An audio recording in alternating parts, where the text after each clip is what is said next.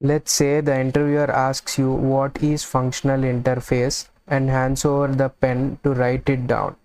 Let's write the interface the way you would in the interview. Okay, public interface. Let's name the interface as data processor. Okay, inside this, some spelling mistake. Yes.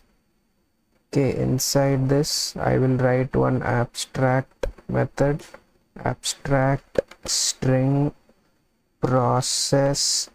It has one parameter of type string, and that is data. Okay, now this interface data processor qualifies as a functional interface. Why? Because it has only one abstract method called process. Now comes the twist. The interviewer comes up with a cross question. Can we have multiple methods inside the functional interface? Yes or no?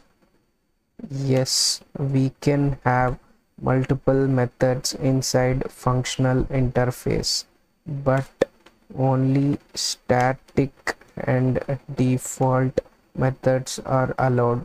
Other than this, abstract methods are not allowed because it would violate the definition of the functional interface.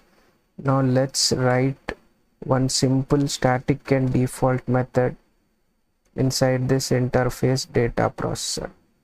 Okay, static boolean is valid. This is string data.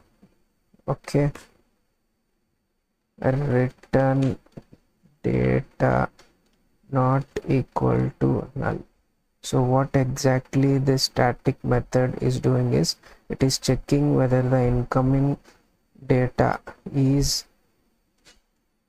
null or not. We have to make sure it is non-null. Okay,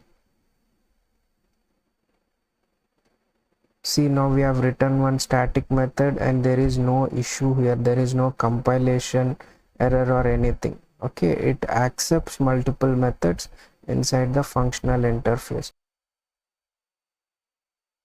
Let's add the default method in this functional interface. Default string sanitize.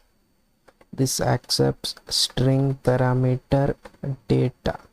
Okay, the functionality of this sanitize default method is to return data that is trimmed. Okay, trim actually removes the leading and trailing spaces. Along with that, it will remove the non-alphanumeric characters. Okay, that we have to pass one regex.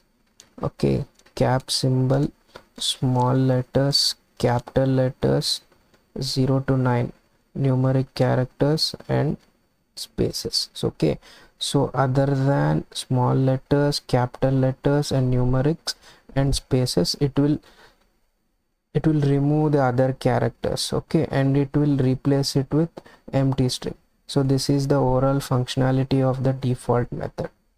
Okay, now the interviewer seems satisfied, but he will not stop. He will hit you with another interview question. Let's see what it is. What is functional interface annotation? Let's see the practicality of this.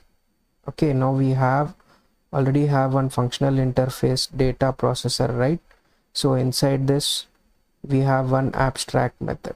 Okay, see, functional interface annotation it is a marker annotation on top of the component interface. We can use it. Okay, @functional. Okay, what is the purpose of this is it tells the compiler that the interface component should not have more than one abstract method. Okay, if we try to add one more abstract method, abstract string, something like transform, it also carries one string parameter data.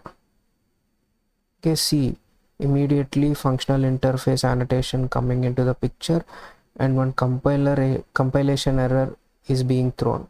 Okay, invalid at the rate functional interface annotation, data processor is not a functional interface.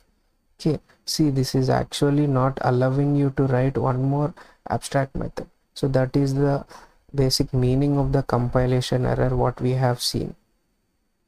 Okay, now interviewer seems you are really confident. You did a great job with the syntax and writing all this and explaining it. Okay, now comes the trickiest question in the Java developer interview. Let's see what it is.